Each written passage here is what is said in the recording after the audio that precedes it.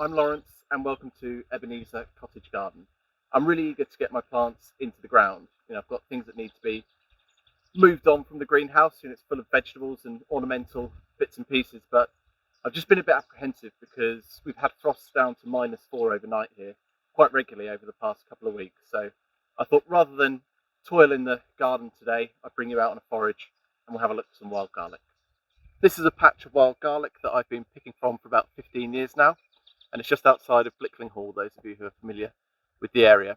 And something to bear in mind when you're foraging, especially for items that are ground level, is if there is a dog walking path like there is here, just try and pick about a metre in for obvious reasons.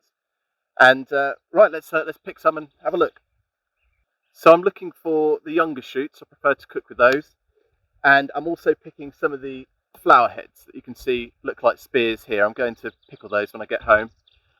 But something to really be careful of is that you're not picking lily of the valley. The leaves look identical pretty much, but the difference is when they flower, wild garlic, the flowers point upwards, like I said, in that sort of spear way, and they're white flowers, whereas lily of the valley, they dangle down like lanterns. And if you're not sure, just tear a leaf, give it a smell. If it smells like wild garlic, then you're generally onto a winner. So I think I've got everything I need now. I'm going to take these home and cook them up with some mussels, and there's also a secret ingredient from the garden.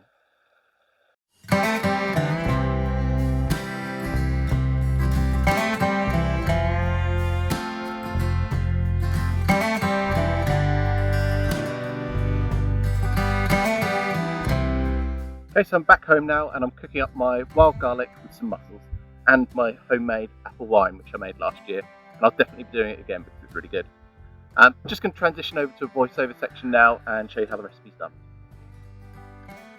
So I'm cutting my wild garlic quite coarsely here. I want it to almost resemble seaweed when it's in the finished dish.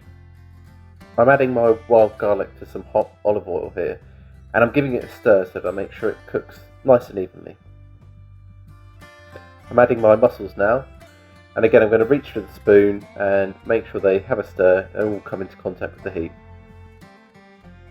I'm adding my apple wine now, not too much. I want to make sure it evaporates before the dish is done, and I'm popping on the lid. 5 or 6 minutes has passed and the mussels have now all steamed open.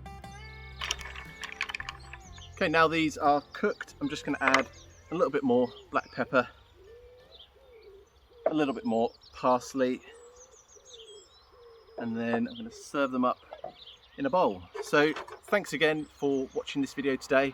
Next time I'm going to be potting up some potatoes in containers, and I'll also be talking you through my tomato varieties for this year.